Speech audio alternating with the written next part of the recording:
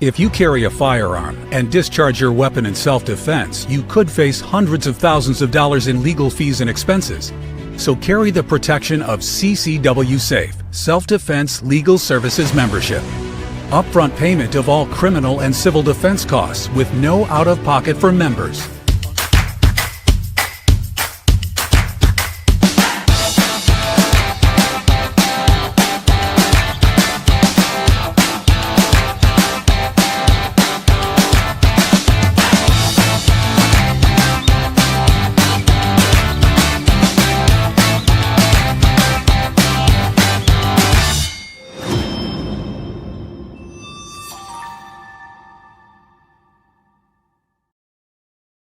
In this scenario, 25 American cities hit by terror attacks, airports locked down by the FAA, cell networks down across the eastern seaboard, emergency declarations by governors in 11 states, National Guard deployments clogging the interstates. And while the mass casualty count is still climbing, something else is already underway. Platforms start pulling accounts, not terrorist accounts asking questions. Banks begin flagging transactions tied to conservatives, firearms retailers, and Christian nonprofits. Employers push emergency compliance rules to their workers, demanding political compliance statements before allowing remote access. Nobody in Washington knocked on your door. Nobody had to. The infrastructure to run this unholy corporate government alliance has already been built, tested, and is waiting for this exact moment. The enemy driving this is the corporate state merger doctrine. This is not a theory. It is an operational system in which government outsources enforcement to private corporations that face no constitutional constraints. Big tech controls speech. Banks control financial access. Employers control the workplace. Each layer enforces compliance without a warrant, without due process, and without a public record. This is what they want, a population so tangled in corporate dependency that the government never has to show its hand. The citizen is reclassified as a managed user inside a system built to reward obedience and punish dissent. The infrastructure wasn't assembled overnight. It was assembled over 2 decades under the cover of terms of service agreements, reputational risk frameworks, and ESG mandates. The crisis is simply the justification they needed to flip the switch. Welcome to Survival Dispatch News. It's March 9th, 2026. I'm Chris Evan, the CEO of Survival Dispatch, joined tonight by my good friends Randy Nance and Jeff MD, and probably Mike Glover. We shall see. Bottom line up front, coordinated terror attacks across 25 plus American cities will provide the pretext for a corporate state merger that's been in the making for years. Platforms, banks, and employers are already the enforcement arm. So why does this matter? Well, the government does not need to declare martial law when corporations will do it for free. Every compliance layer tightens the moment a crisis gives cover. So what we're covering tonight is how the power consolidation works, who finances it, how speech suppression accelerates, how debanking targets Christians and conservatives, and what you can do right now to stay outside of the compliance grid. So moving directly into segment number 1, power consolidation, who profits when the smoke clears? Every major crisis in modern American history has produced a measurable transfer of power from citizens to centralized institutional actors, and the post-attack environment accelerating right now is no different. The corporate state merger doctrine does not require new legislation because the architecture is already operational through platform terms of service, banking reputational risk frameworks, and employer compliance mandates.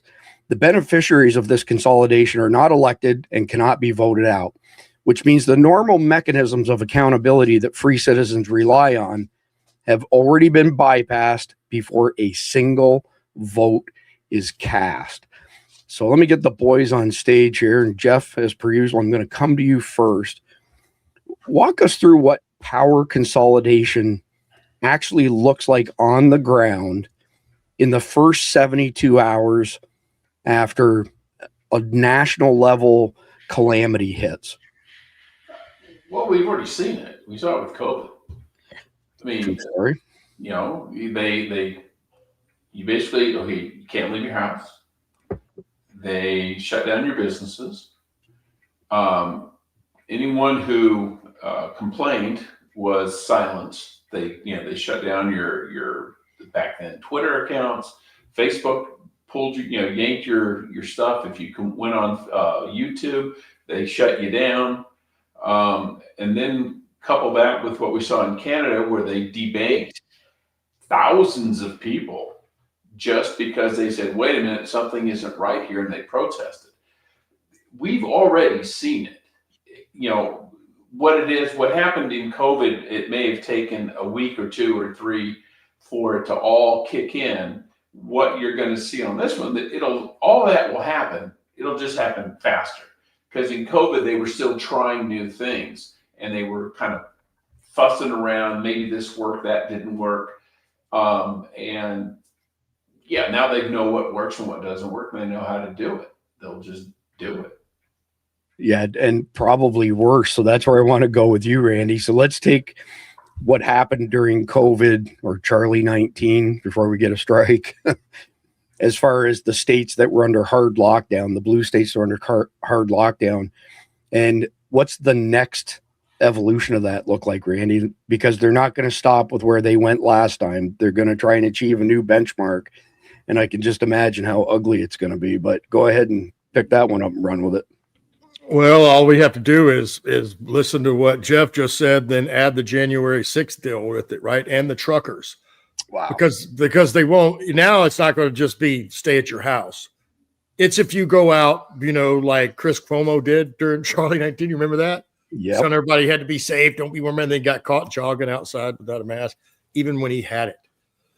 So we'll see that, I think, is what, we'll just see more things of what we've been talking about, certainly with all the video cameras we have everywhere now, including the flock cameras. I mean, you just think about it.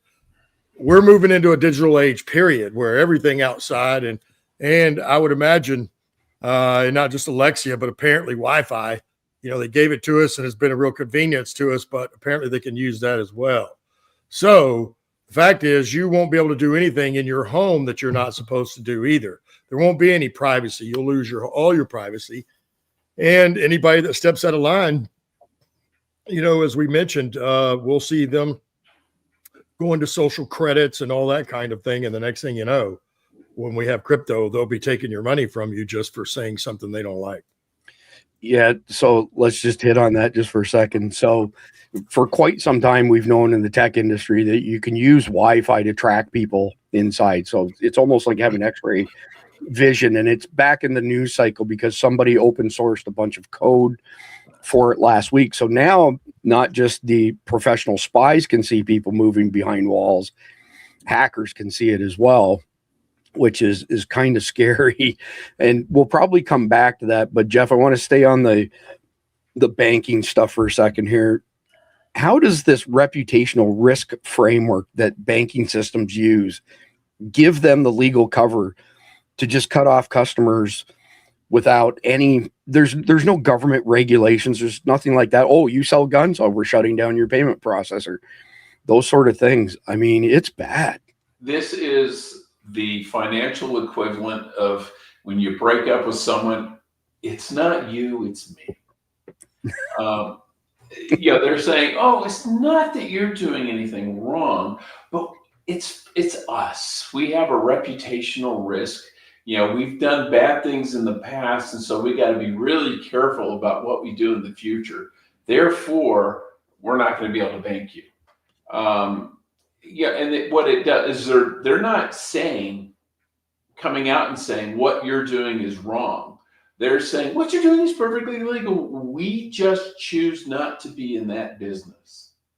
And when it's constitutionally protected stuff, it's and when the government encourages it, like in New York when they were debanking the NRA because the state of New York basically said, hey, banks, you can use this to debank the NRA and gun manufacturers. It really is, because as I've said before, the government is not allowed to tell a private person or a private organization to do something on their behalf that they are not legally able to do themselves. Well, let's bring it down a level. I want to get your thoughts on banks and credit unions refusing to process payments for people to buy guns and ammo at stores. If that's your money and you want to use it to buy guns and ammo, is there any legal justification for a financial institution to prevent you from using your money? Or do they just don't think that anybody's big enough to sue them, so screw it, they're going to do whatever they want? Well, I think the rationale is, we're not telling you you can't spend your money on a gun. We're just telling you we're not going to let you use our system, our check clearing processes to do it. You can come down, take cash out of your account, walk over to the gun store and plunk down $100 bills if you so desire, and there's nothing we can do to stop you. We just choose not to be involved in the process. And that's how they're getting away from it. They're not taking your money away, and they're not even telling you you can't spend it. What they're saying is you can't spend it using their system. And that's when you go to a different bank or credit union that doesn't have that policy. You say, fine, you take your money, you go somewhere else. And you find some local credit unions that say, hey, we have no problem with you buying guns. And that would just be the first step. Then that's just the first step, exactly. Yeah, 100%. So, Randy, I mean, we saw obviously what Jeff mentioned during Charlie 19, and you mentioned as far as the trucker protest on January 6th. What do you reckon the next major event is that they're going to use to tighten the screws another notch? Is it going to be Charlie 19 Part 2? Is it going to be 9/11 2.0? Or is it going to be something else that they use the crisis event to turn the screws even further? Well, I think that as far as we're down the road into how many things they've tried, right? Because we all know, certainly on this show, that if Hillary Clinton would have been elected in 2016, we wouldn't even be having this conversation. It would have been game, set, match during her 4 years, and there would have been nothing we could do about it. And it would have been over and said and done, and we would already be screwed. And I think we've hit a pause button. So, and then, as you know, and I believe that, they have to not only break the United States but and the dollar, but our culture to some degree, to be able to do what they want to do next, and that is, we know there's an entity out there that wants global power, and it's easier for them and it makes them even richer than they already are, which they're already so rich, it doesn't even matter, honestly. But, I think we're going to, I think all we're going to see here is from the screws get tightened down, and we're in a pause right now, but they will use all the tools and assets, including some that we probably haven't seen yet.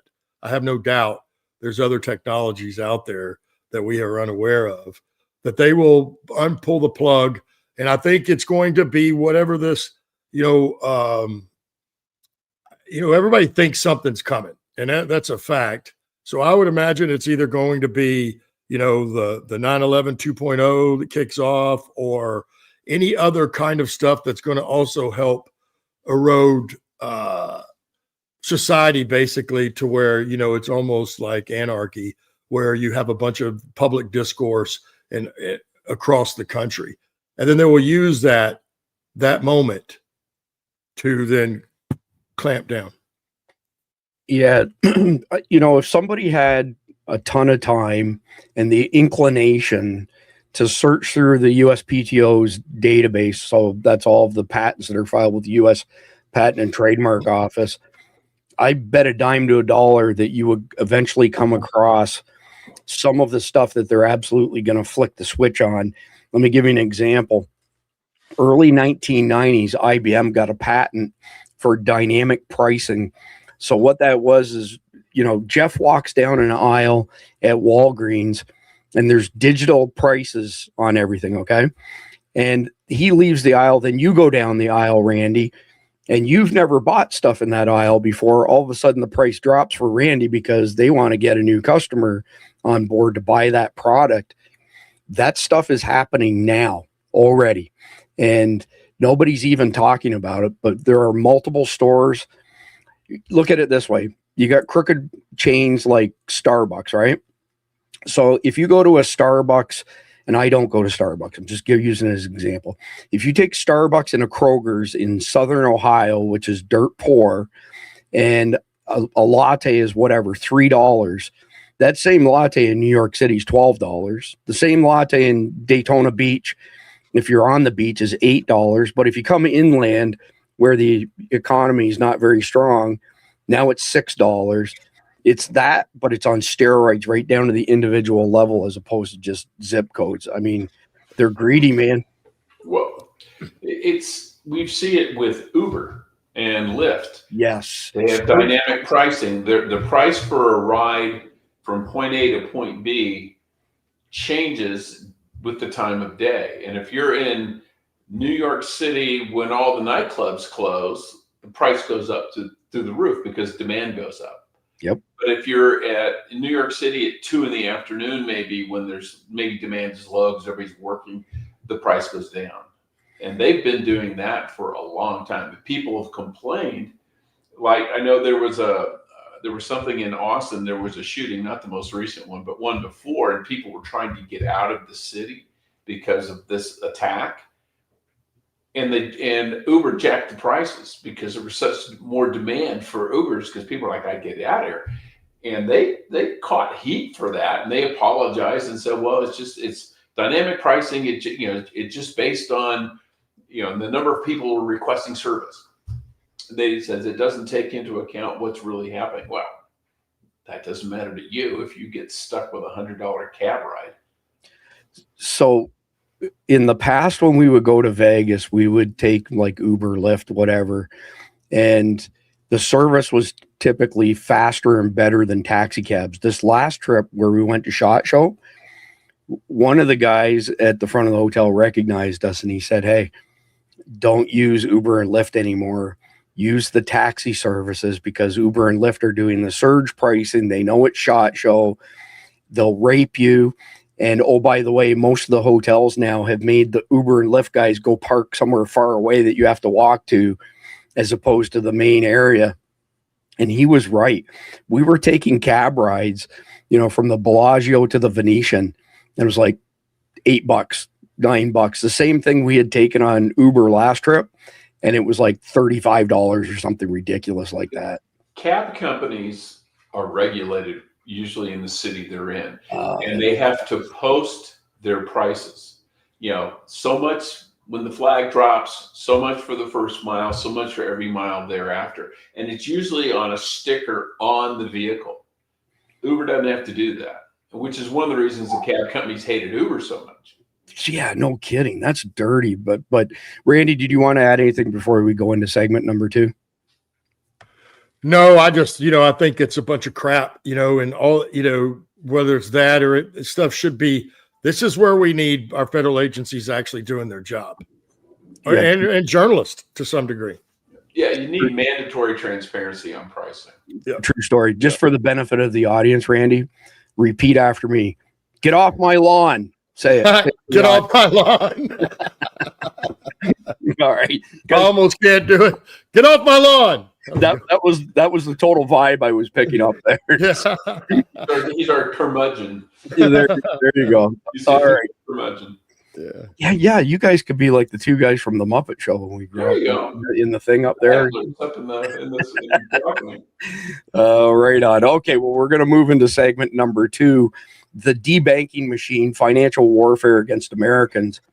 Operation Choke Point 2.0 was not an anomaly. It was a proof of concept that showed federal regulators could weaponize the banking system against entire industries without a single piece of formal legislation or public rulemaking. The 50-page House Financial Services Committee report confirmed that at least 30 entities were effectively removed from the American financial system through informal pressure letters, pause directives, and supervisory coercion, all without due process. When a post-attack panic environment creates political pressure to cut off the money supply for disfavored groups, maybe American conservative Christians, disfavored groups, the mechanism, it's already coded into the system, and it can be activated and does not require any executive orders or legislation. So Jeff, let's get back onto the financial side of things here a little bit, and so that we can thoroughly cover this. What does the Choke Point 2.0 playbook tell us about how quickly financial deplatforming can be scaled up during a declared national emergency? It's kind of an easy question because it's blink of an eye, essentially, right? Oh yeah, it can be instant. And if you use AI to identify new threats, stuff not previously identified, then it spreads really fast. It's definitely one thing. They push the button and the system can do the rest. Then they need people. Let's pause on that for a second. Have either one of you caught the news that the IRS is using AI to comb personal bank accounts to target Americans for audits? Did either of you catch this? No. No. I'm not surprised. It's the IRS. What's a lady's name? Harriet Hildeman or something along those lines. She gave a big speech on it recently, and the fecal matter is definitely hitting the oscillating device over that one right now. Randy, I kind of gave it away, but run with this.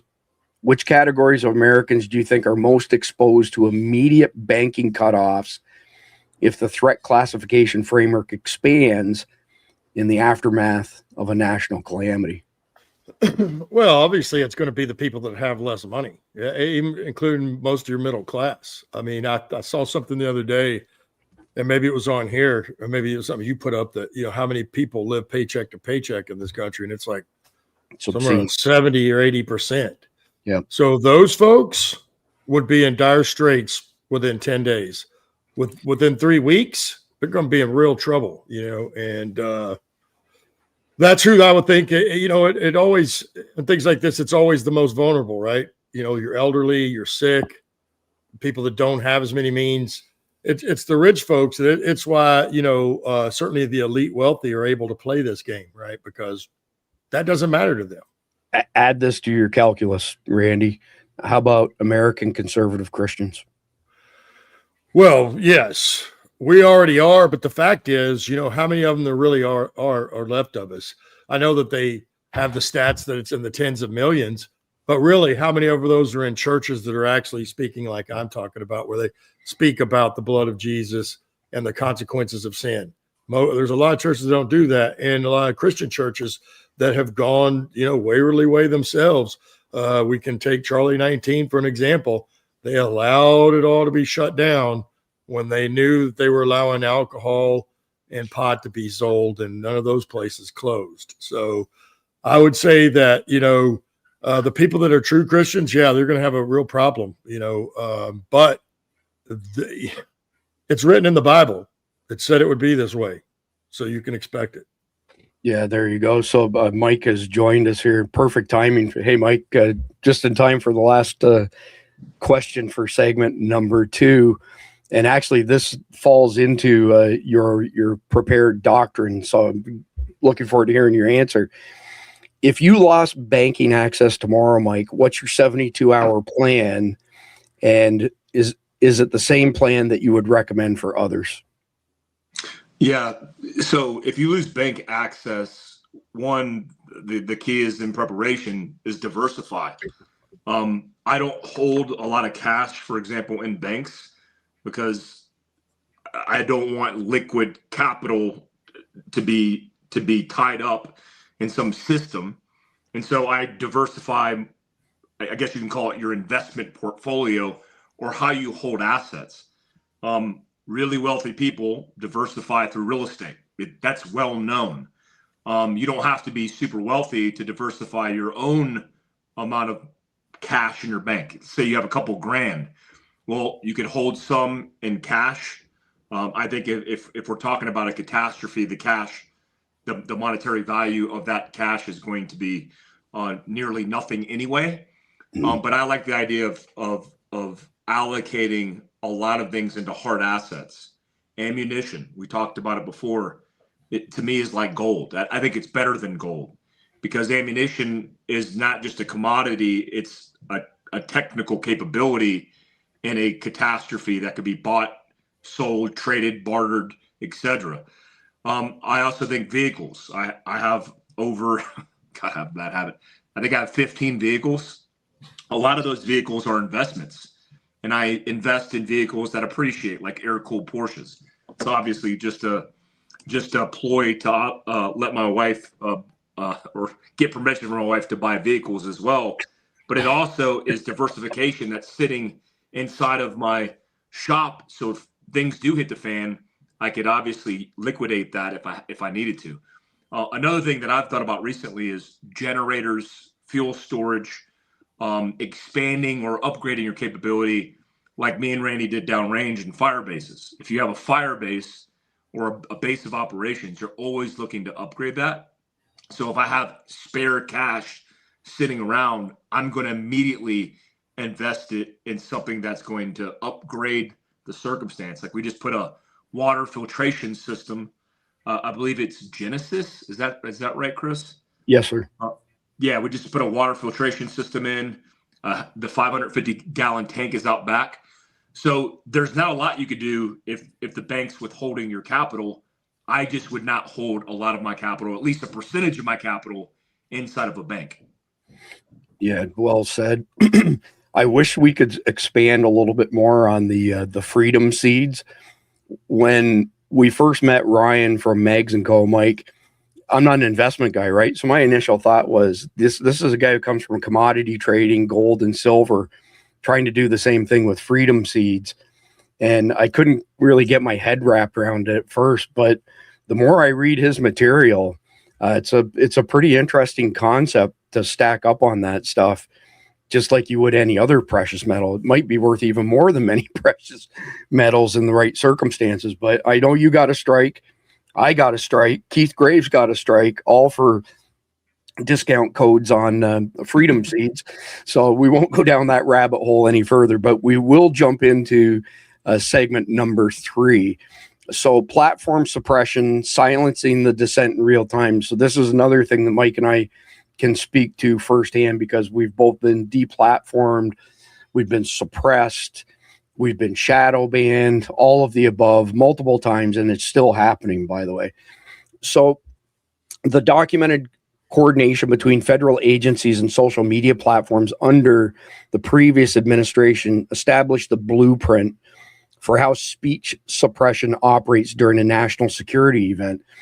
Alliance Defending Freedom's formal comment to the FTC, backed by documented case after case, shows that censorship of conservative and Christian content is not random enforcement error, but systemic policy applied through deliberately vague community guidelines.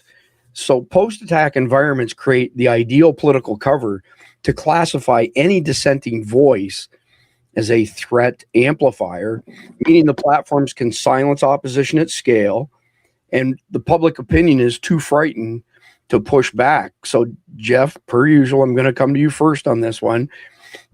How did the previous administration's coordination with Twitter in particular, but Facebook and others as well, create a legal and operational template for basically super fast speech suppression? In other words, there was no time, and it hit like a brick wall for all of us, me included. When I said ivermectin is a good choice, boom, strike.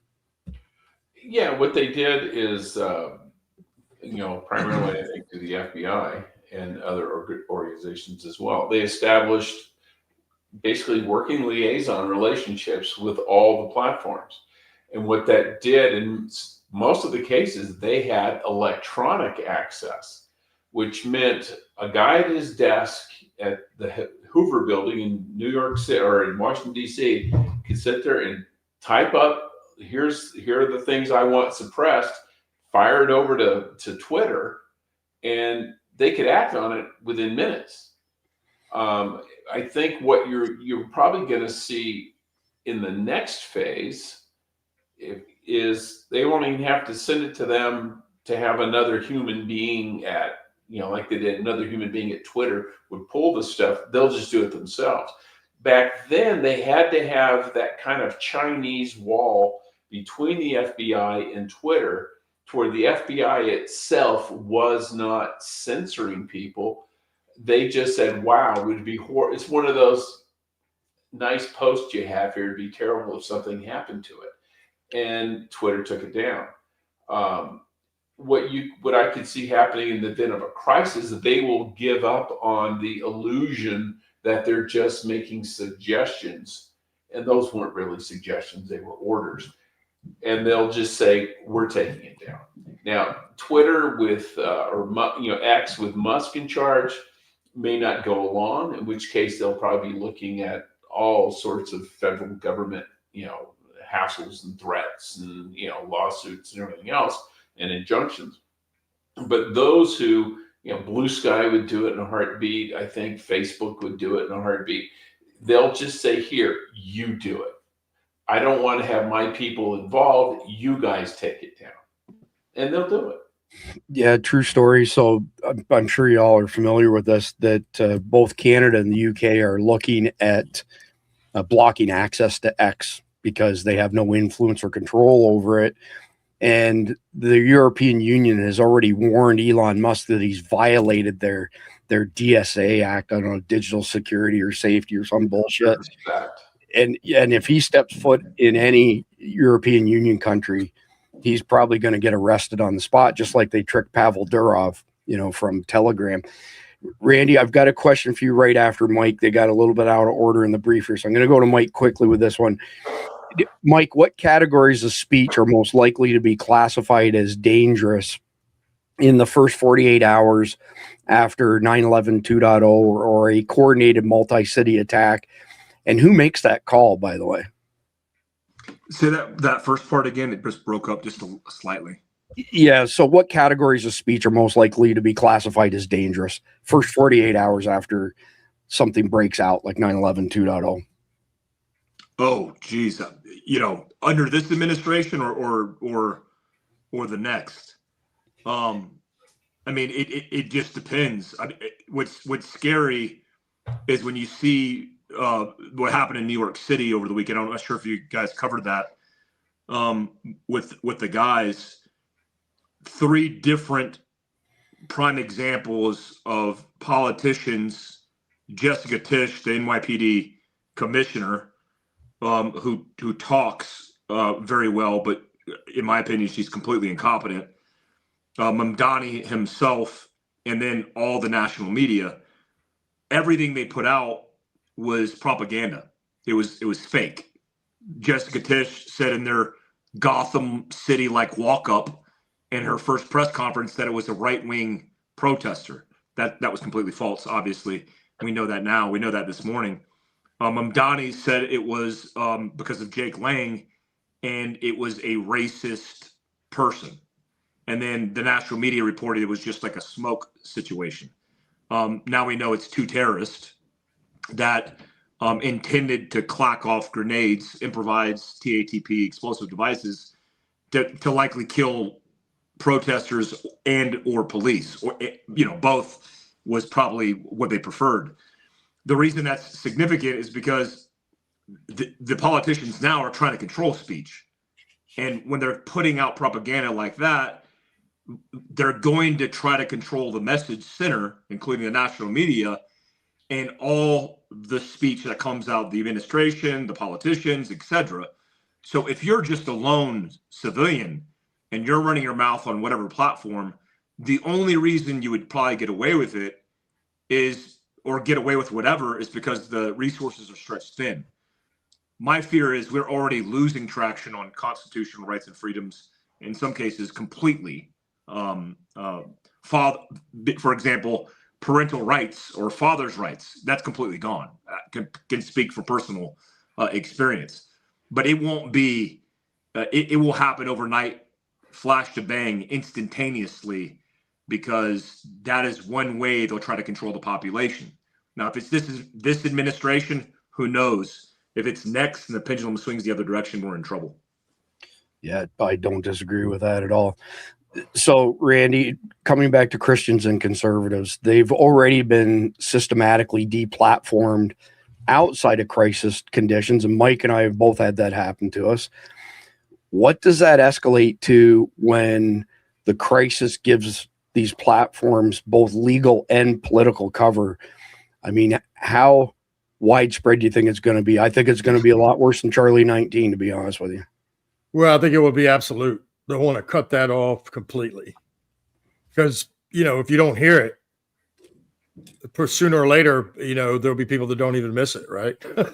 That's a fact. And we're already seeing that some. I was trying to remember when you were asking me that question. I saw a video recently, and I can't remember. I think it was a lady that was in a mall, right? I don't remember where she was, but apparently she was handing out little Jesuses or something to that effect. And so then they came and told her she wasn't allowed to do that, and they escorted her out of the mall. You know, and she wasn't doing any, I mean, you know, really, she definitely, you know, what I'll say is even handing out little Jesuses or something like that, you know what I mean? But then we look at what the Muslims are doing right now, whether it be in people's streets. I saw a picture yesterday, or maybe it was today, where there were prayer rugs right in front of one of the memorials for the firemen of September 11th, you know, and they've got their prayer rugs right in front of it. So you see that most every other religion in the world is not being censored at all. It doesn't seem, and they're able to do whatever they want. Whereas it comes to Christianity and conservatives, especially if you're both. And I'm not sure how you could be a Christian and be a Democrat at this point in time. That's my opinion. So, but I think that it will, you know, all we're going to do is see that censor turned all the way up to where the censorship is total. You won't hear from Christians at all because they'll be completely. And then I don't know who's got their mic on. But yeah, watch this one. Jeff, you're not on mute. Oh, sorry. My wife, she's got a new hat, and the wife was in here with it. All right, you got to do this. Push it down. It looks good. There you go. All right. We were invited to a wedding this weekend, and it's a cowboy wedding. So right, that's the best kind. There you go. Exactly. So, Jeff, since you're kind of like the esoteric guy on our platform all the time, is there any meaningful First Amendment protection? Is that a nice way of saying weird? Yes. Is there any meaningful First Amendment protection left for Americans using private corporate platforms? And do you have any recollection of what SCOTUS ruled on Section 230 of the Communications Decency Act, and how that's basically given the tech companies carte blanche to do whatever the heck they want? Yeah, and the reason behind 230 was you didn't want to hold, you know, okay, I have a message board. Let's just make it real simple. And somebody posts on the message board something inflammatory, something nasty, maybe even something illegal. As just the guy who runs a message board, I shouldn't go to jail for that. And that's what 230 is. It basically says, you know, Facebook should not be liable, criminally liable, for something posted by someone who's just a member of Facebook, over which Facebook has no control. They can say, yeah, you got to take it down once it's up, but you can't be held criminally liable for the actions of another person. And if you think about it, that makes perfect sense. I should not go to jail for something you did.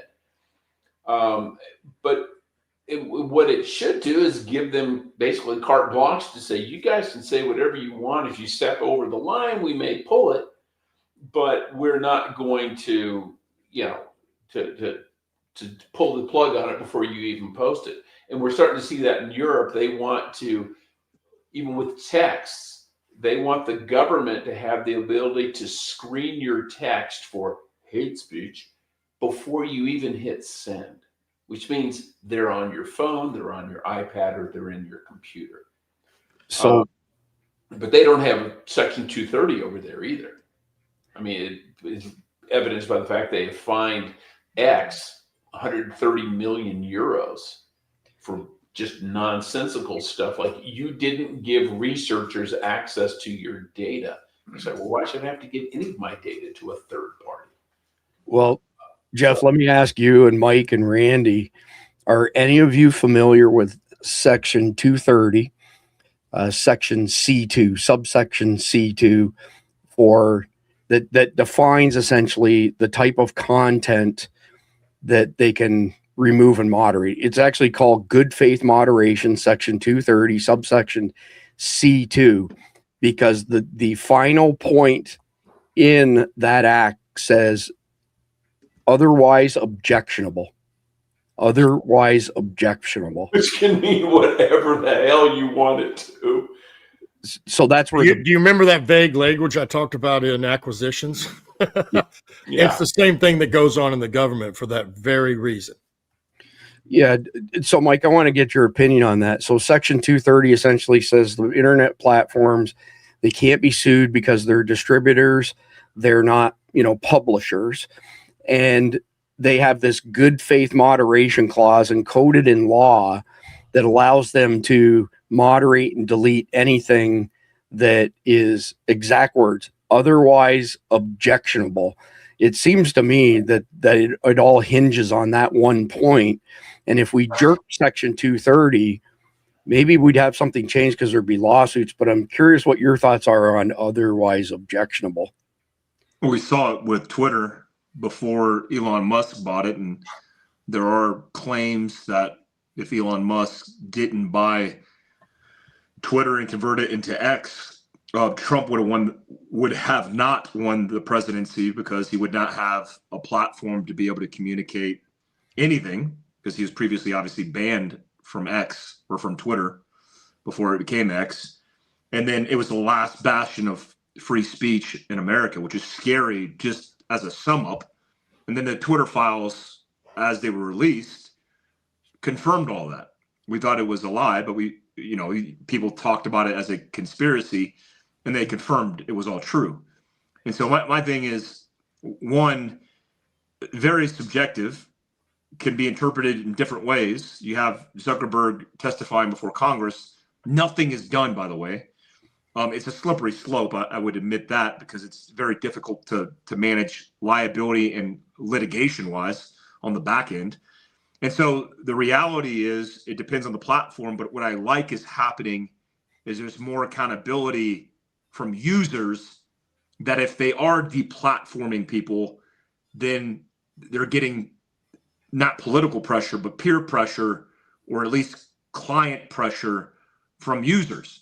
And that's what you saw happen when YouTube kind of went back, apologized about some of the things they were doing, leveraging the government's desires and freezing people's speech. I mean, freezing our accounts, locking out our accounts, and then deleting our accounts. And so what you see now is YouTube, despite them still having a hard stance on certain things, you are allowed to do, like I'm uploading a video now on the terror attacks in New York City, the bombers. It's a React video. 2-3 years ago, I could not upload that, because immediately they would see it, they would demonetize it, it would go nowhere, and then they would probably strike me. Now you're getting warnings like, hey, this isn't a strike, we just want to work this out. And I think that has a lot to do with who's in the White House as well. If that pendulum swung the other direction and Kamala Harris won, which is, good God, just saying that out loud hurts me. If she won and Tim Walz was the vice president, can you even imagine that? I mean, no. It just is insane. So if they were in charge, they would be applying political pressure to all the media platforms to freeze everybody's speech. We might not even have the First Amendment anymore. I mean, it would take probably 6 months to a year. By this time, if it swung the other way, we would have been out. And that's the concern for the future, is how is this going to work itself out? It's not, because it only swings further in the other direction. And then we're going to be on the receiving end of that as it swings.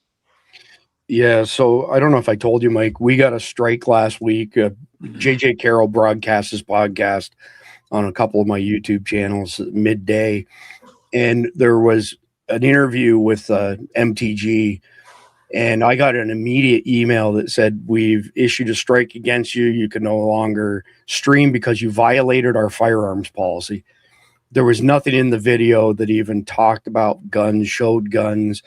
Prior to that, maybe 10 minutes earlier, there was some footage from war that CNN, had published originally. for only the second time in all the years we've been doing this, my attorney got that strike overturned at the end of last week. But Wow. That's such a rare occurrence, right? Twice out of probably like 50 strikes or something. For those of you who don't know what Mike's talking about, by the way, is sometimes now you get a nasty gram by email that says, this could have been a strike, but we're going to cut you some slack this time around. But here's the thing, the strikes hang with you for 90 days, and they will stay past 90 days if you don't go to the re-education camp. You have to go. I've got one outstanding right now on a copyright strike that is complete bullshit, where we showed 5 seconds of a plane on fire at Denver International, and a year later we got hit with a copyright strike. And this has been going on now for about 6 months that my attorney's working on. Fair use doctrine obviously applies. It wasn't copyrighted until 6 months after we broadcast the video. So you're giving me a strike for something I played that wasn't even copyrighted until 6 months later, had no copyright notice. It's insane, and YouTube's digging in on it. They don't want to let go on it. So before we move into segment number 4, I had a question for a panelist, but I'm going to field this one myself. What does a parallel communication infrastructure look like for Americans who know corporate platforms will not protect them when it matters most? Well, I'll tell you exactly what it looks like. I built and deployed an Element server earlier this year. I started on it last October. For those of you not familiar, I've been a systems and network engineer and programmer for decades. I've worked as an executive in high tech. This stuff is in my wheelhouse, deep in my wheelhouse. So we had some things happen. I won't bore you with all the details. And I decided, we have to be proactive instead of reactive. And I built our own Element server, which has full what's called E2EE, end-to-end encryption. We have 20 some odd channels on that cover everything from survival and prepping, to prepping food for the long term. Like how do you freeze dry food? How do you, use dehydrators, all that kind of stuff, to hunting, fishing, self-defense, you name it, everything you can imagine, survival and prepping. And the reason that I did that is because of this topic we're discussing tonight. The pendulum will swing, as Mike said. It will eventually go back the other way. And everybody who is a conservative American Christian is going to get curb stomped. And that's why I built that platform. If you go to survivaldispatch.news, you can sign up for $9.99 a month or $99.99 a year and get access to all of that stuff, plus our emergency notification system, which I'm going to send one out tonight, probably based on recent developments with the Iran threat. And it looks like we lost Mike for a second, technical difficulties. I'm sure he'll be back. So let's get into segment number 4, which is employer compliance enforcement. Ideology as a job requirement. So take DEI mandates that, for the most part, have gone by the wayside. ESG frameworks, which thankfully are starting to go by the wayside, and political loyalty requirements built into corporate HR systems. They've quietly transformed the workplace into the most pervasive compliance enforcement layer in the entire corporate/state architecture. Then you add the EEOC's own documentation, which confirms that federal enforcement pressure on private employers created a system where ideological conformity was effectively a condition of employment. And that pressure did not disappear when administrations changed. Like Mike said, yeah, we've got some different things happening, different administration, but it's the career bureaucrats that actually run things, and they withhold a lot of information. They don't comply with a lot of executive orders, and that's the swamp, right? So in a post-attack environment, I would bet a dime to a dollar that employers are going to be pressured to certify employee compliance, with emergency information directives, meaning the job itself becomes the lever used to enforce information control at scale. So, Jeff, let's talk a little bit about DEI and ESG and bring Mike back on stage here as well. There's still lots of companies trying to fly under the radar, but how did DEI and ESG frameworks inside corporate HR systems essentially function as pre-built compliance enforcement tools that can be activated, in the blink of an eye? Well, they were essentially pre-screening people for things that had nothing to do with their actual job. rather than fire somebody who turns out to be conservative and you're in a liberal company, they just willy-nilly discriminated against people who they thought it might be at some time conservative. White men. They just said, okay, rather than fire a conservative white guy down the road, which will be messy and have to go to court, and there's all these things they can do to fight it, we'll just not hire any white guys. And we saw that with like the new jobs. I think it was the year before Trump came in office. 96% of new jobs on Wall Street went to non-white males. So if you were a white male, you had a 4% chance of getting a job, and they went to everybody else. And that's their. I think that's one of the main intents. It's not to make Wall Street look like America. It's nothing at all. It is to weed out the people who might be troublesome to them down the road. And troublesome to them is holding opinions different than our own.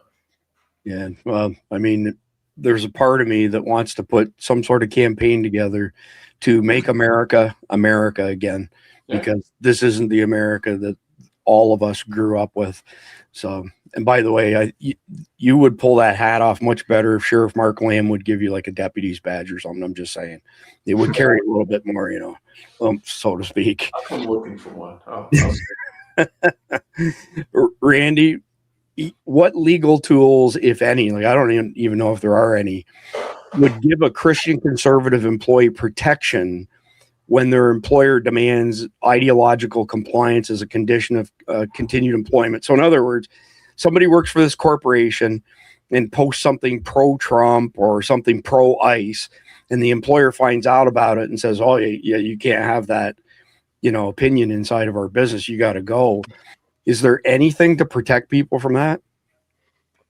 Well, we already saw it in Charlie 19, and we've seen lots of other, like the things you already mentioned, and Jeff did too, and the wokeness.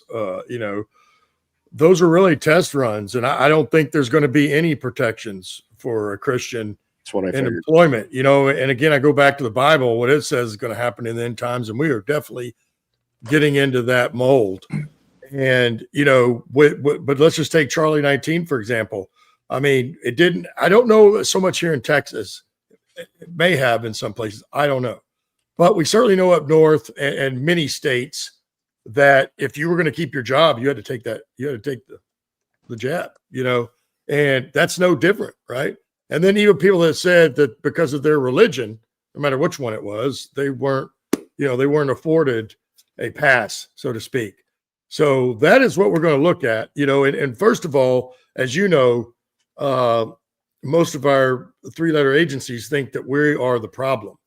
And white middle-aged American men, there's a fair amount of those that are still Christian. So that is the problem. They just don't, just like Jeff just said, they're not going to come out and label it specifically yet anyway. But as we know, when they take complete control, it's not going to matter. They're going to know who you are. And we've already seen people, let's just think about the cancel culture when it became popular. And now that it's kind of come full circle for them after Charlie Kirk's deal, they weren't so happy about it. But they're more than willing to apply those things to us when it happens. And they have no shame. They have no guilt. And as somebody already mentioned, they don't even waste any time. Once they get back into power, this is all going to be very, very, very quickly. Well, I mean, I don't know if you got the memo or not, Randy, but you can't be racist or prejudicial against white guys. I mean, that's a known thing, right? Well, that's, I did hear that, or people of color can't be racist in America. And I'm like, Correct. Well, that's just, it's asinine. That doesn't pass the sniff or the common sense test. But, sure. People are people. And it's all the smart people in academia that says those kind of things. Right. So, Mike, before I hit you with this question, I meant to do an audience poll earlier. And so here it is. Did anybody else get a shiver down their spine when Mike Glover said government desires? I was just like, whoa, that has bad juju written all over it. Like, that sounds really bad. It maybe like kind of like an Epstein Clinton vibe going to it or something like that. So Mike, you get the closing question on segment number 4. What's a practical survival strategy for Christians who depend on corporate employment but refuse to operate inside this ideological compliance system?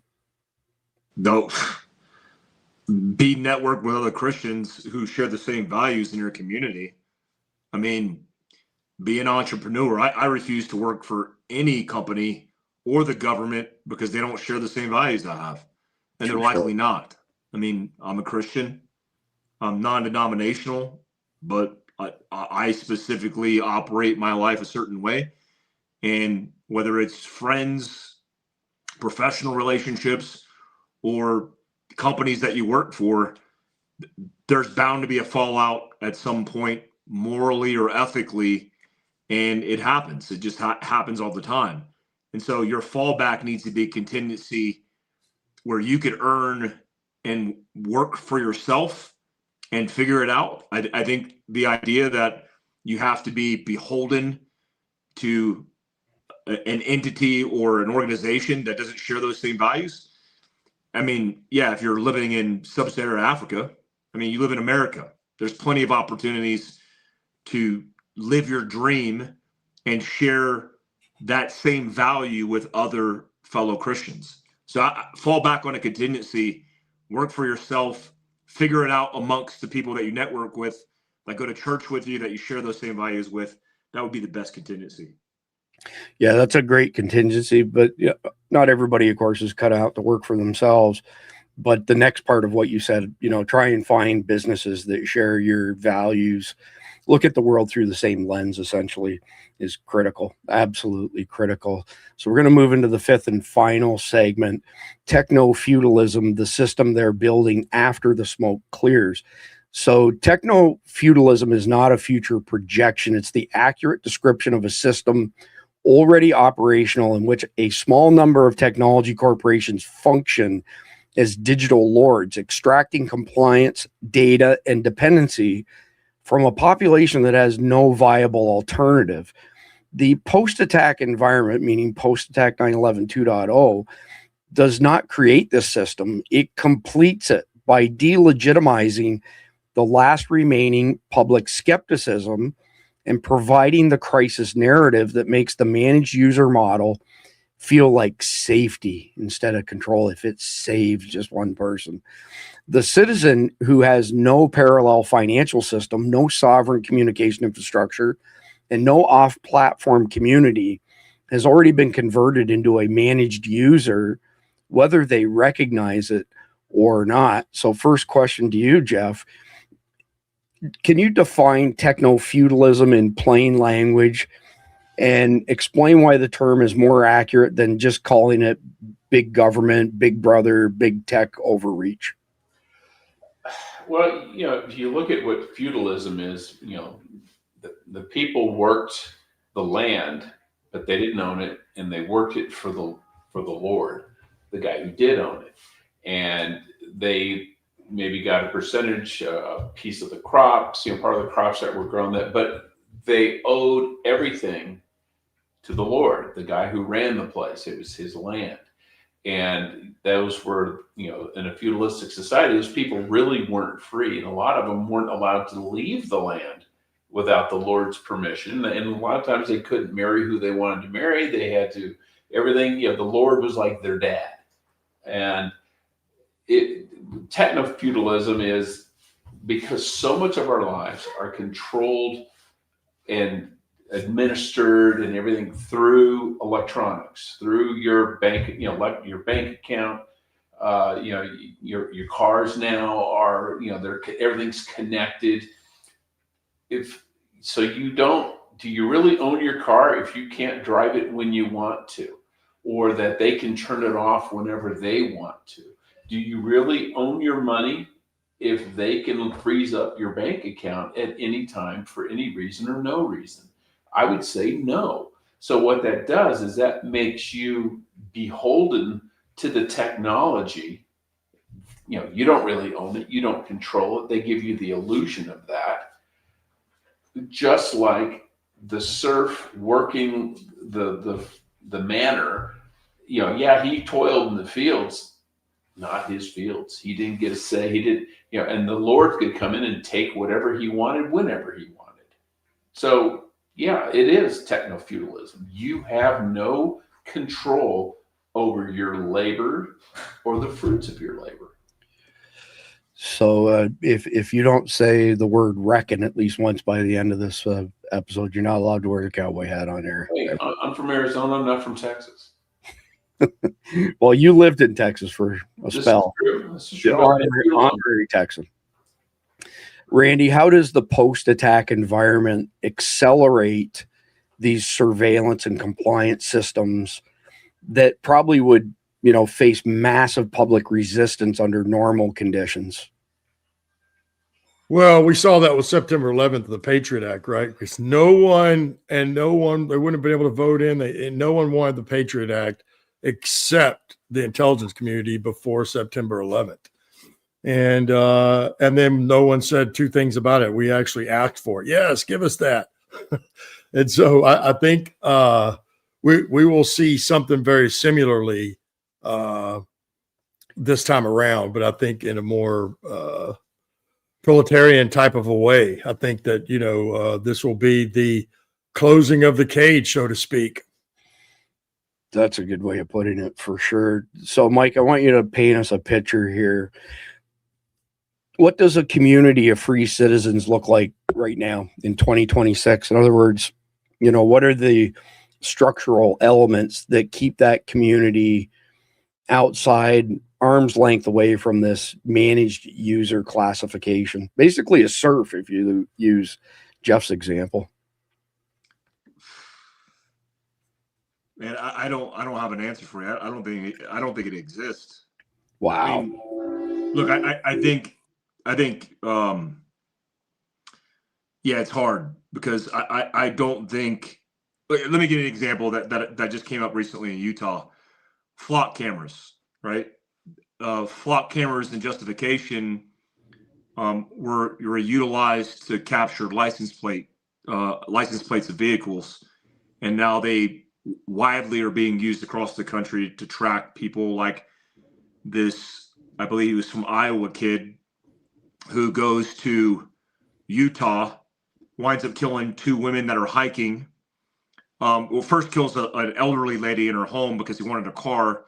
He didn't like that car, so he goes to a park, pulls in. There's a Subaru there. He waits until the two women come off their hike, and he murders them, and then takes their Subaru, and then drives that Subaru to, I believe, Colorado. And then they roll them up. They use flock cameras to do that. Awesome, right?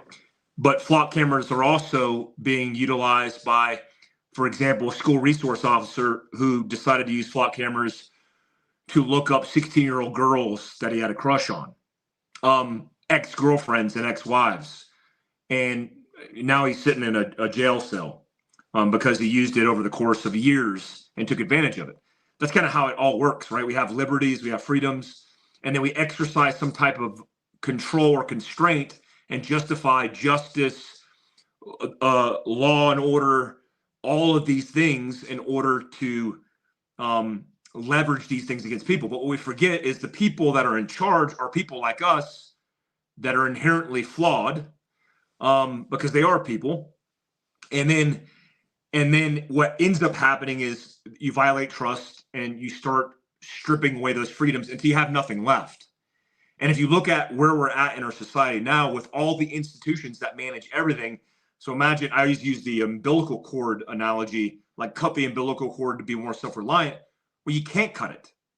Like this idea of cutting the umbilical cord from the institutions that control you, they always have control because you pay taxes. They tax everything. We don't have to go into detail about that. You know it because you live it and experience it. But then you try to get a plot of land away from everybody because you want to mind your own business. And then you get harassed because you're isolated. The lone sheriff wants to know why you're there. The property tax is due. The property tax costs more than the land is making money with hay. And it's just this, insane circumstance where the goal of government, just like the goal of every entity and even in private enterprise, is to scale, to grow. Where we are at now is we've teetered, and now the government and the institutions that control us are growing so powerful that, we talked about this in Canada, where 1 in 3 people are employed by the government. It's soon to be 2 in 3. So then what happens when you're the lone survivor trying to live your life and just be left alone?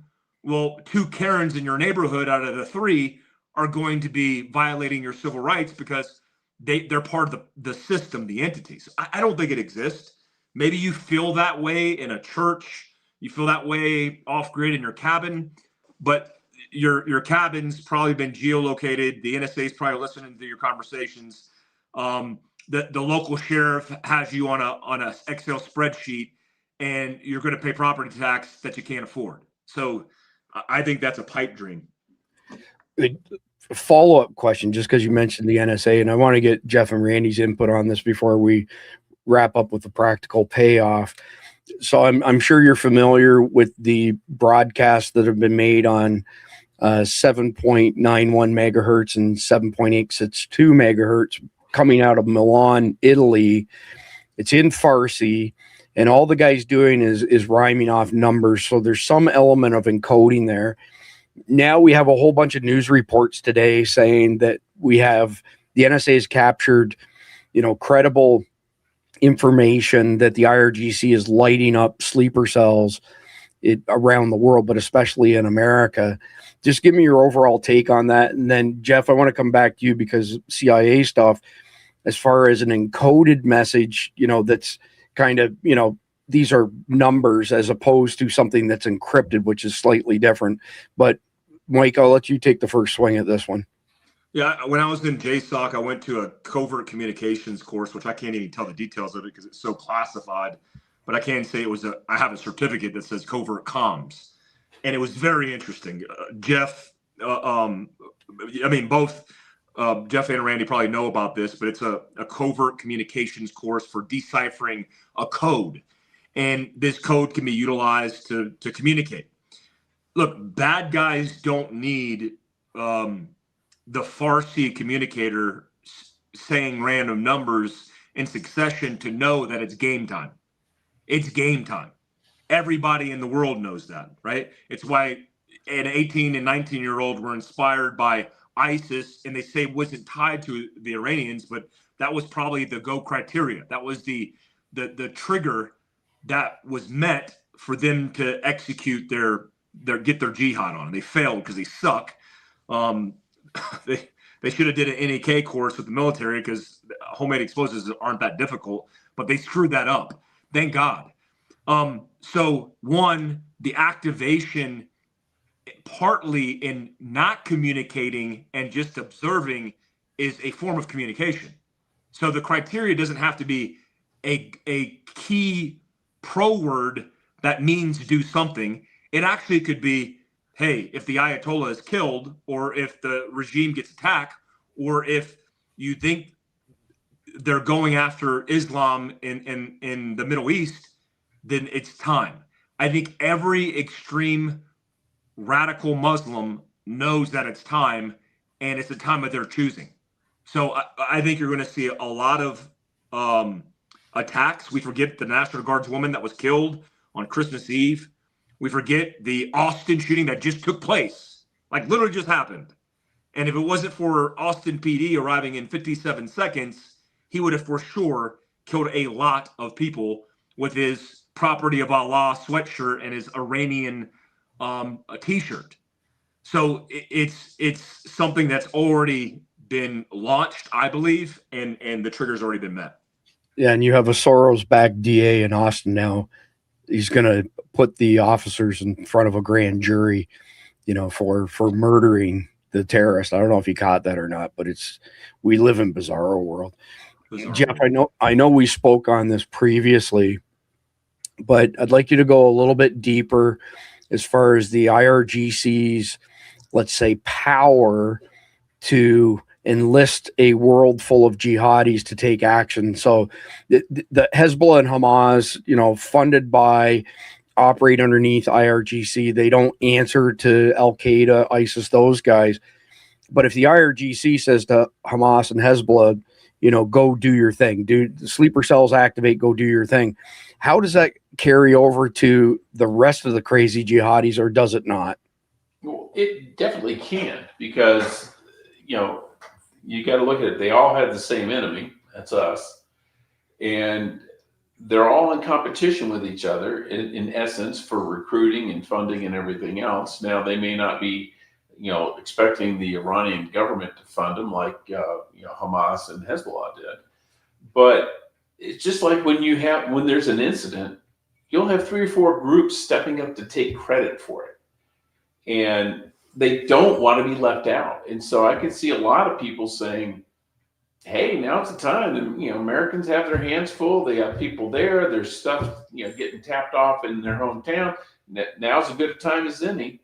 But on the flip side, I would be like, they're looking for something right now. If I want to get away with it, if I want to martyr myself, it doesn't matter. I can just go and go do it. But if I hope to get away with it, the last thing you want to do, it's like you don't want to attack a unit that's on high alert for an attack, because they're probably going to kill you. But if you're trying to, kill yourself, martyr yourself, why the heck not, man? Get the publicity. Yeah, makes sense.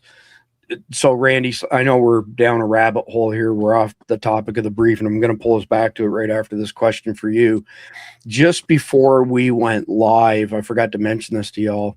There was a search warrant executed in Langhorne, Pennsylvania at a public storage unit. And the information that's coming out of that is that it's tied to these jihadi kids who tried to kill Jake Lang and other protesters on the weekend. And the insinuation is that there's much more to their involvement, what they did on the weekend with the explosives that didn't explode.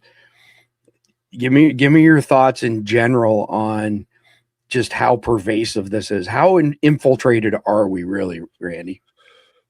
Well, if we just go on, the numbers that J.J. Carroll has given us that he knows about when he was on in the Border Patrol, and even during the Biden years, which he, obviously still has a lot of contacts there. Let's go off of all the intelligence that's come from Khalid in that part of the world. And we know that Khalid said, one, that, our federal agency said they weren't going to stop them, that they would look the other way. So that means they're complicit or compliant in some form or fashion. As you know, I also suspect they're going to catapult or piggyback off of this thing. And, according, just like the stuff that you just talked about with this message that's coming out, I find it odd because I've never heard them do this before, telling us of intelligence that's coming out that they may say there's some sort of warning, right? And they may say, hey, they may put some restrictions, but they never come out and tell you exactly what it is. So I would tend to think that might be a false flag thing too. So that would be something we need to be careful of. But going back to it, I think that don't you hate the sometimers? Yeah. So I think that, what was the question again? I'm sorry. No, I was just asking your thoughts on how pervasive this is. Yes, I'm sorry. So I know where I was going. So then we look at where Khalid also mentioned that, we know that we left billions of dollars of equipment, and that apparently these guys have now, during the 4 years of Biden, not only we have a bunch of people come in, they smuggled $1 billion worth of this equipment back. And we know that it was supposedly stored in storage units and safe houses around the country. So I would say that literally, if we wanted to start doing our job, this should be the string that unravels it, right? You just should keep following it. But I guess we'll have to wait and see what they actually do. But just going off the intelligence of what we know, I would say that it's pretty widespread. I mean, you think of $1 billion worth of equipment, they're probably not tanks and stuff like that. So it's got to be a lot of places that this stuff is sitting somewhere. And we know from Joe Kent that there's 16 to 18,000 trained jihadis here. And that's the ones we know about. So it's probably more than that.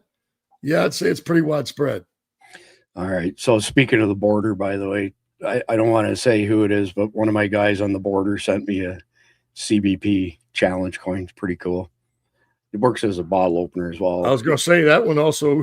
But if you, it's hard. I'm trying to get the light on it just right. It's a Back it up a little bit. It's a CBP challenge coin. Right there. That's good. Yeah. Pretty cool. All right. Practical payoff. So Randy, I decided I'm going to change this up a little bit. It's not just the practical payoff. It's the 3, 2, 1. It's the carnival practical payoff. Perfect. So Mike, I'm going to come to you first. So based on the main topic tonight of all this censorship, debanking, so on and so forth, what's one skill that you recommend our audience try to brush up on or acquire based on everything else we've talked tonight? Not the IRGC stuff, but everything else. I think it's summed up in shoot, move, communicate. I think that's that could be one technical skill set, which is just meaning, sure, it's convenient to have the skill set to be able to draw your pistol sub-second and shoot a target 7 meters in front of you. And that's a lot of guys focus on that because it's cool. It hashtags well, and you can get very popular by doing that. But it's not how gunfights work. Gunfights work through fire maneuver, and an adversary, as we've described, that actually has the skill set will be doing that against you. And if you've never been in a gunfight, which I suspect many have not, it's not the scenario that you've practiced at the gas station where the guy says, give me your wallet and all the money in it. And you do your sub-second draw, holding the gas pump. That's not how this works. If you are against an adversary that has multiple elements and they have the ability to flank and maneuver, set a base of fire, etc., then you're at a massive disadvantage. And if you don't know how to maneuver your family, I'm not saying that your kids need to be taught how to IMT, to individually move as a technique, but they need to understand what's going to take place if something happens. Because the alternative is you don't communicate that. They do what naturally is going to happen because they've never been stress inoculated. They freeze. They, get so scared they're frozen in the fetal position. And then you have to leave them behind because you have to defend life, or you decide to pick them up and you increase the likelihood of you guys getting killed. So to me, it's shoot, move, communicate as a whole. That's very broad. That just means being able to fire maneuver and not just draw the pistol from the waistband. Mike, just give me like a really quick synopsis of your thoughts on Tony Blauer, our mutual friend, Tony Blauer. He preaches to people when you're walking in public to carry stuff in your offhand, because the autonomic response that when sudden violence happens is to clamp down on whatever's in your hand. So if you have your dominant hand free and you're not carrying stuff in it, it gives you a chance to react faster. You've taught a lot of people a lot of skills in this area. I'd just like to quickly hear your thoughts on that before I go to Jeff and Randy. Yeah, it's an interesting subject matter. I mean, the flinch response is a program, and that whole program that Tony Blauer teaches, I've taught with him.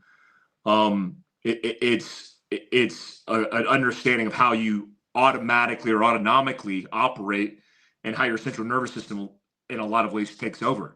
You have to condition yourself for these kind of reactions. And one of the things that we evolved in gunfighting is the flinch response via a tactical response with a firearm, which exists. One of the first guys that I engaged and killed in Iraq grabbed the barrel of my gun with a pistol in his other hand and hiding behind a door in close proximity. I mean, my barrel of my 10.5-inch barrel of my M4 was touching his chest when I sent about 7 rounds into it. So if you don't have conditioned training and understanding of how that works, then you'll just freeze and you won't do anything. And in those precious moments, if he's conditioned, he'll kill you. So very nuanced information that requires a lot of training. And we can't stress that enough. I think everybody would agree that you have to train, you have to stress inoculate. And if you're not doing that, then you're likely going to be the victim. Yeah, well, very, very well said, Mike. So, Randy, coming to you, I'm just going up the side of my screen here. Give me an item that you recommend everybody out there acquire if they don't have it already.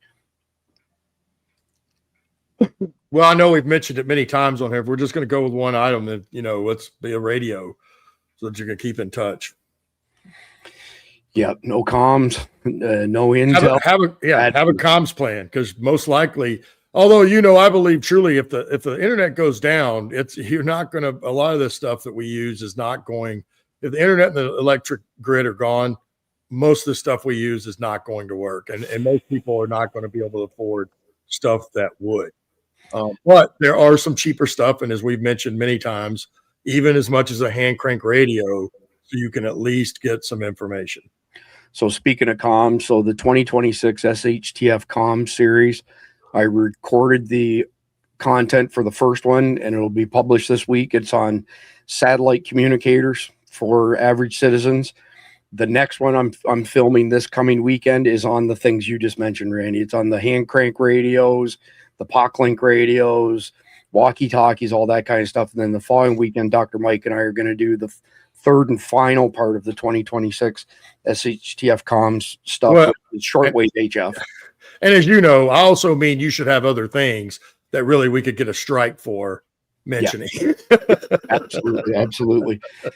Jeff, give me your thoughts on a mindset shift, something that people need to get their heads wrapped around ASAP.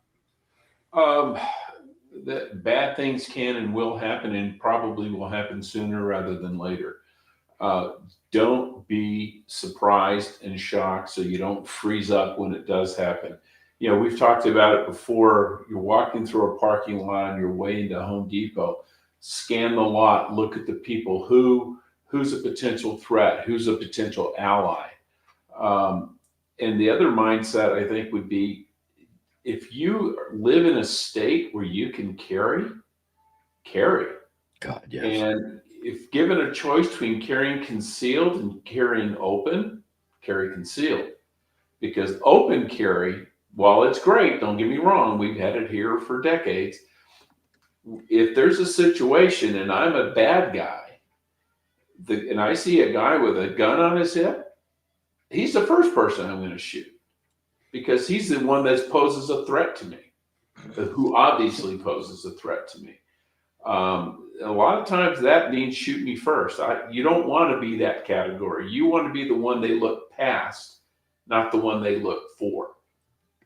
Yeah, good advice, Jeff. Good advice. So, Mike, I'm going to switch us over to another stage here. Hopefully you don't lose your audio this time. But I want to mention a couple of our friends here. Let me get us all queued up here. Apologies for not having the stage set up perfectly ahead of time. And there we go. So I want to mention our premier sponsor, Carnival. Yeah, it nuked Mike. Every time we change studios here, it throws a screw into Mike's connection. But anyway, Carnival just recently released these 3 new subscriptions. It starts at $99 a month. If you sign up for that subscription, number one, you lock your price in for 12 months. Last year, beef went up 49% wholesale price. So you can avoid the price going up by locking in with a Carnival subscription right now. But number two, whether you are currently a Survival Dispatch News Guardian or not, forward your receipt each month to support at survivaldispatch.com. I'll give you a free membership when you subscribe to any of those Carnival packages. So they go $99, $149, $499. And my wife and I, we actually have one of the old subscriptions. Actually, it's directly below it. The 16 pack in the middle of Code Red is what my wife and I subscribe to. We're stacking it up as fast as we can as far as our budget's concerned. Mike, what do you have for breakfast every morning, just out of curiosity? Carnival and eggs, like legit. I mean, these things could be cooked up in like 2 minutes. I've gotten so lazy. I just put it in the microwave, like I constitute it, and then put it in the microwave with what I constituted it in. And typically it's bone broth, and it cooks like in 30 seconds.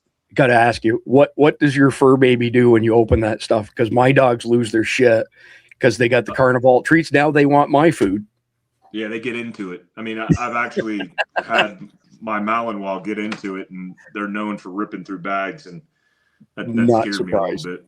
Not surprised at all. And very good friends of Mike's would be Greg Wasatch. He's right there in Heber City, Utah. Best jerky in the world. I don't know if you caught the news or not, Mike, but Greg has put together subscriptions for their jerky now. So if you go over the shop menu at wasatchwagyu.com, and I'll put links in the live chat, there's 3 different ones, but if you click on this one, it'll bring up all 3 of them. And the price goes from $6 a piece retail to $5.31 in this $79.99 subscription, all the way down to $4, and I want to say 16 cents for the family preparedness one. I've seen a bunch of our Guardians already sign up for them, and everybody on the podcast has had Wasatch Wagyu, which is the best jerky. And look at Mike shaking his head. Mike, how many of these have you eaten today? Don't lie. Dude, I have honestly, this is like really legit. One, I don't get anything from Greg. 2, I feel like I'm eating him out of stock. And 3, I have a legitimate problem. I eat 3 or 4 of those a day, and I want to eat more, but it's become like it's like a weird thing I do now where I have like 2 in the morning, 2 in the afternoon with bone broth, but it is a problem. It's a huge problem. It's friggin' crack cocaine, and Greg is such a generous guy. I try not to take advantage of it. Well, Randy, have you had any Wasatch Wagyu jerky in the past 3 days? Don't lie. No, well, yes. You ran out? Yes, I did. In the last 3 days, I ran out. I hadn't even eaten the pickle. No, the pickles sold out. All the pickles been delivered here to Florida.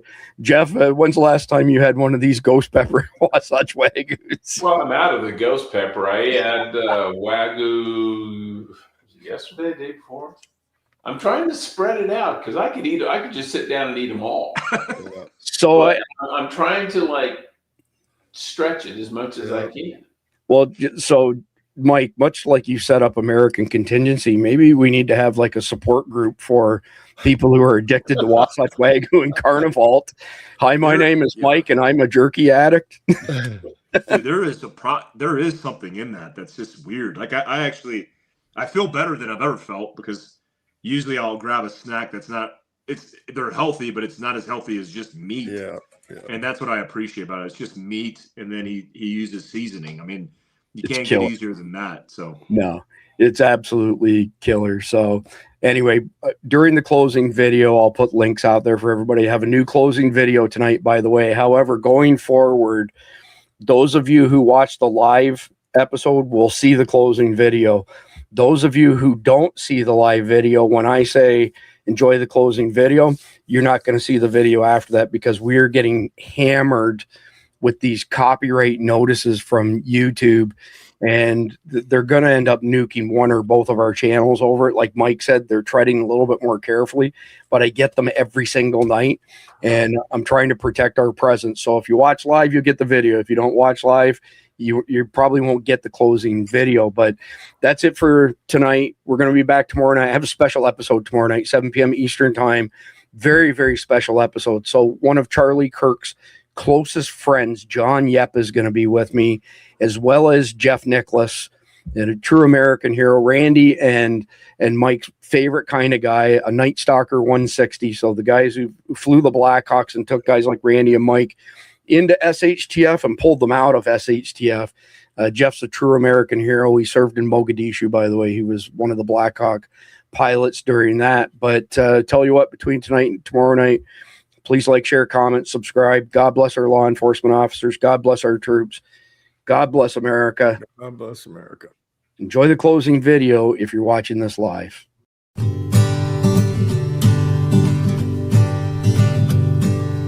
This little light of mine, we're gonna let it shine. This little light of mine, we're gonna let it shine. This little light of mine, we're gonna let it shine. Let it shine, let it shine, let it shine. To every single terrorist, we're gonna let it shine. To every single terrorist, we're gonna let it shine. To every single terrorist, we're gonna let it shine. Let it shine, let it shine, let it shine. God and freedom.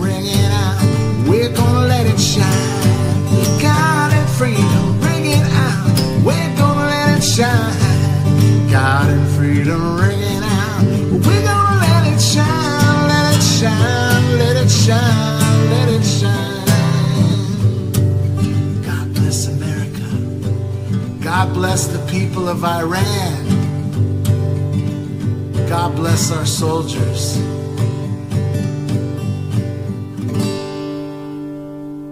Thank you, President Trump.